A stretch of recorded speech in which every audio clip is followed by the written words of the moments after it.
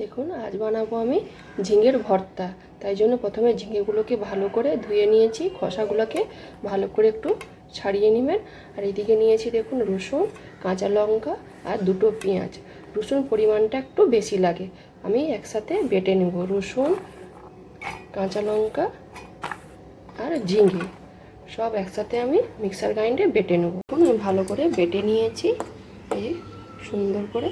এবার আমি কড়া বসে দিলাম, কড়াতে সরষের তেল দিয়ে দেবো।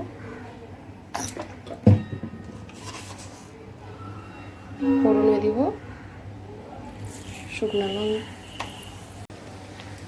ফোড়নে দিব শুকনো লঙ্কা, কালো জিরে, ভালো করে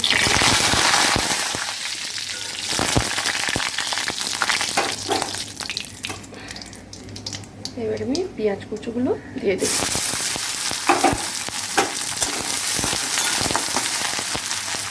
ভালো করে লাল লাল করে একটু ভেজে নেব। পেঁয়াজটা ভালোভাবে লাল লাল করে ভেজে নিয়েছি। এবার আমি ঝিঙে বাটাটা দিয়ে দেব।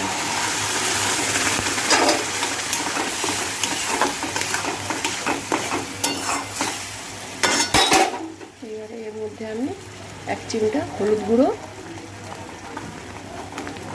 1 চামচ আর একটু পরিমাণ মতো নুন দিয়ে ভালো করে শুকনো শুকনো করে নেব। এই দেখুন আমি এবার ঢাকনাটাকে খুলে নিচ্ছি।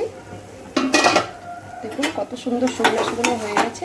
আর আপনারা কিন্তু এটা ঢাকা দিয়ে ভাজবেন, নাহলে চারদিকে খুব ঠিকরায়। এবার আমি এটাকে তুলে নেব। কিছুটা উপর থেকে সরষের তেল দিয়ে দেবো, দিয়ে ভালো করে নাড়াচাড়া করে এবার আমি গ্যাসটা অফ করে নামিয়ে নেব। আমি জায়গাতে ঢেলে নিয়েছি। আর এই ঝিঙের ভর্তাটা খেতে কিন্তু গরম ভাতের সঙ্গে খুব সুস্বাদু লাগে। আমি কীরকমভাবে বানিয়েছি আপনারা তো দেখলেন। আপনারা একবার বাড়িতে এইভাবে বানিয়ে খাবেন আর আমাকে কমেন্ট করে জানাবেন।